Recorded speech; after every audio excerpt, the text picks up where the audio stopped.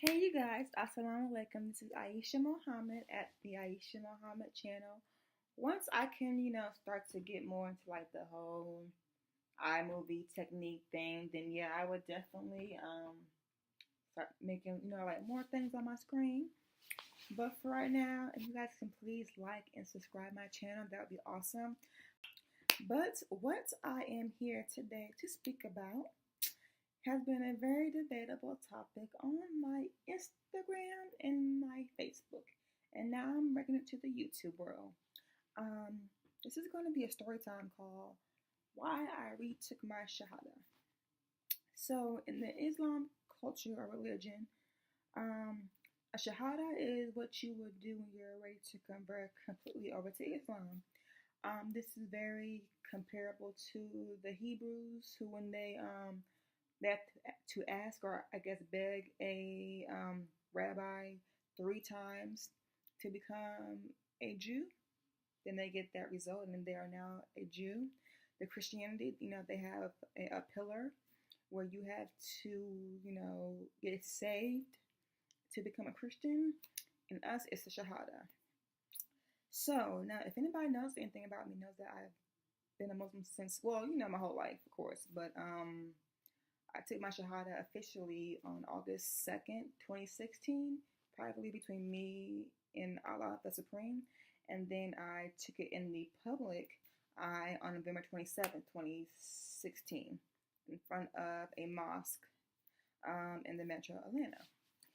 But the reason why I retook my Shahada was something that I've, I guess, been hiding, which I don't want to hide anything about me that I feel like I need to say. I will say to my brothers and my sisters in Islam.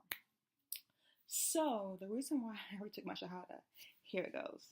Okay, so basically what happened was, like I said, I converted, but I was very, very private with my conversion. Even when I became one, I never really told anybody. Of course, some of the members at Al Farouk, which is a mosque in Atlanta Station, which is in Atlanta, Georgia, they knew, of course, because I told them that. But I still wasn't like expressing it out to like my family and my friends and my coworkers at the time. So at the time around like November-ish, I had kind of like met this guy. His name was Latif. Like I said, because of the story, I will be saying names, not trying to name drop or put anybody under the bus, but it is what it is, bro. Sorry. So I met this guy named Latif. And let's just say how we met wasn't probably the proper way. But like I said, being new to Islam, I did not know the procedures. And one thing I will also make another video about is for us ladies, especially us Western women, what to look out for when you're dating a foreigner who's Muslim. There's a lot of things that they do and say that can, really mess you up. So I met him. He was from Nigeria, or he is from Nigeria. He came, by the way, of Russia. So he was living in Russia, but he was a Nigerian living in Russia. And that right there was a big flag. And he came to the U.S. to basically live here. So we began talking, and we wasn't dating yet. But he said, "Okay, so how did you convert?" So I told him, how I converted in private. So he said, well, the proper way to convert is in the public eye so that, you have a witness for the Hajj. Okay, cool. So I did not tell him I was going to do that because I am an introvert, which means that I am very secluded. I'm very kept to myself. I enjoy being alone, whether being around people or in the public. So I went to the mosque with him because, like I said, I was just becoming a new Muslim. So, he was taking me to the mosque so, I could feel more, comfortable with myself. And he ended up telling one of the sisters there, like, oh, yeah, this is my friend because we don't have girlfriends in Islam. So he said, this is my friend or my sister, right? So she's like, well, you should do it again in the public. I'm just like, no, I'm good. So she's like, well, there's a sheikh here from Saudi Arabia who travels a lot, and he's actually here in Clarkston doing a speech. And I would love it if you could convert to him. All the men come to the sister side of the room, and I took my Shahada. Now, at the time, I will say I was fully aware of what I was doing. I was not brainwashed into it. Um, no, I wasn't brainwashed. I knew what I was doing. It came from the heart and from the head. Here's why I had a problem with it and why it's bothering me 363 days later. First off, there's this thing. I'm going to stop right here because there is a damn train. Okay, so back to what I was saying. I learned there's this thing called the evil eye, which basically means that even though you could be on your best behavior in Islam, there's always that one person who you may know or you may not know who it is. And a lot of times it's who you don't know, who you wouldn't even think it is. It's wishing bad luck and they're actually praying to God for you to fail. Or they have like some kind of like secret that they're hiding from you, which is going to probably cause you trouble in the long run, right? So here's where the whole boyfriend issue came apart. First off, as I told you y'all, there is no boyfriends in Islam. There's no girlfriend and boyfriends. If you know anybody who's doing that, I will tell you this: they are doing haram or haram, which means sin, which means displeasing to God. So you want to please him, you don't want to displease him. So I had a boyfriend, and it was funny because every time we would like speak to like an older brother or older sister, they're like, "Oh, so I got married," and he'd be looking like, he was like looking at him like, "You gonna tell him yes or no?" Like he's like, "Don't say nothing. Just walk away." Okay, cool, I guess. The problem was first of all, that we're dating. And you know what dating comes other things I won't even speak about because we all know what dating in the Western world is. So whatever you can imagine, probably we did. Okay. And it just wasn't really a kosher or a halal way of dating. It was very westernized. Now we did have plans of marriage. I don't want y'all to think that we were just dating just to be dating. But I feel like we should have still went through a imam and a wali and my father and his parents. Of course, he didn't believe in all that. He was like, "Nah, I don't do all that," which is weird because you're a Muslim, right? Nah. So, yeah, we were dating for a good 2 or 3 months, and he really wasn't bringing up marriage. He kind of like tap danced around marriage. So, okay, we're gonna be one. This is what we need to, start doing. Start planning out finances. This. Okay, cool. I guess. Um, but it wasn't going nowhere. And later down the line, we got into a really big argument, probably like a month after we started dating, right? And I'm going to just tell y'all what happened. So basically, he came over to my apartment and he was like, "Listen, Aisha, I've been studying you, and yes, I do want to marry you, and yes, I do love you, but I don't think you're ready for marriage." Okay, who the hell are you? Is what I'm thinking in my head.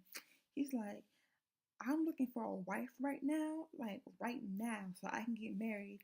And you're not her because you want to do your own thing, and you're too damn independent, and you're too this, and you're too that." Okay, but here's the kicker. So he says, "By the way, I have somebody else who I'm going to marry in about a couple of days or so. I'm letting you know this now so that you know why I'm leaving you. And I'm going to Texas to go marry her. Because I need my green card. And she's my cousin back home in Nigeria. But over here in America, it wouldn't count because we don't have no ties or no papers saying that we're cousins. So we're going to get married so that I can get my papers so that I can go work." Oh, so now you're telling me the reason why you were dating me the whole time was really because you wanted to get some papers. So he was like, "No, I mean, I do love you, but I don't think you're ready financially. And I just feel like you need to grow up more, and we can still date and be together. I'm just gonna marry her legally, but I'm not gonna be in love with her. So I'll still be dating you, and I'll just marry you at the mosque. So that I should not be saying out of my house and don't come back. So um, I just feel like the whole time he was just plotting on me. Like he was just plotting. Not saying that the conversion came from that, but I feel like even through me converting, that I think that he was just plotting like, okay, I'm gonna get her, to turn Muslim. That way, it's easier for me to have sex with her.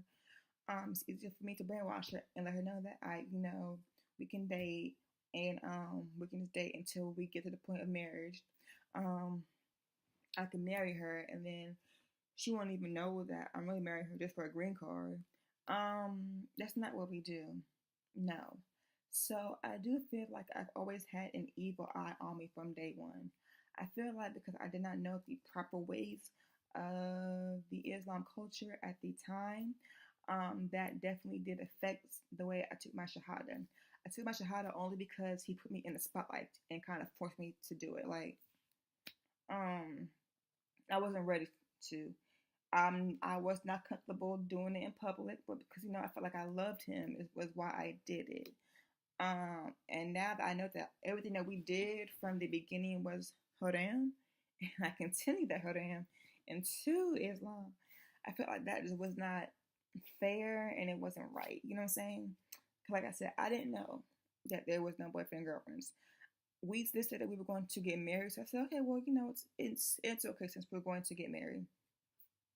A year later, he is nowhere to be found. Last time I heard, he's back home in Africa because he couldn't get his green card because the girl didn't end up even marrying him. So he's back at square negative zero. you know, and it's really really just sad. If it's heartbreaking, I mean, I'm still Muslim. Saying mashallah, still take my saying my prayers. Go, I go to Juma, everything, fast, Ramadan, Eid, Mubarak, everything. Say I'm going to school now. Um, that yeah, I just did not do it the correct way. So I wanted to make sure, not saying that retaking my shahada is going to clear all those sins away. That's not what it's going to do. Everything is recorded. So unfortunately, everything that I did this year has been and is recorded in my book, which is that's okay. It is what it is. I can't erase it, but it kind of is like a mental thing to me personally, which it'll make me feel like I did, which means that I have to now not become perfect, but now I have to basically live up to my actions.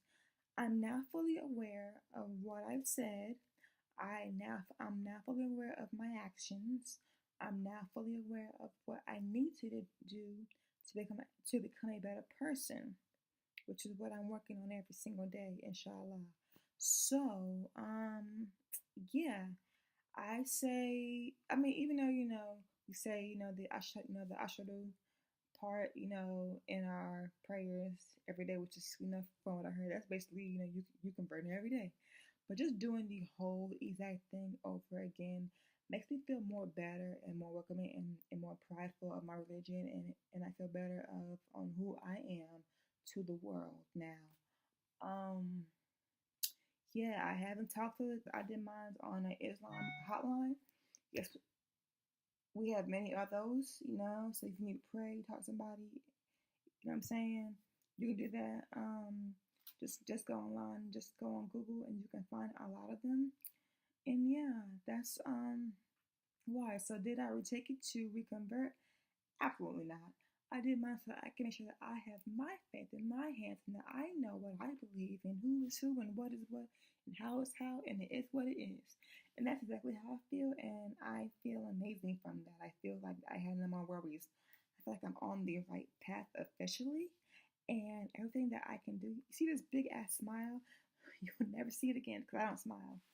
But what I'm saying is, it's a great experience, you guys, okay? So, alhamdulillah, this is Aisha Muhammad, and I'm signing out. Peace.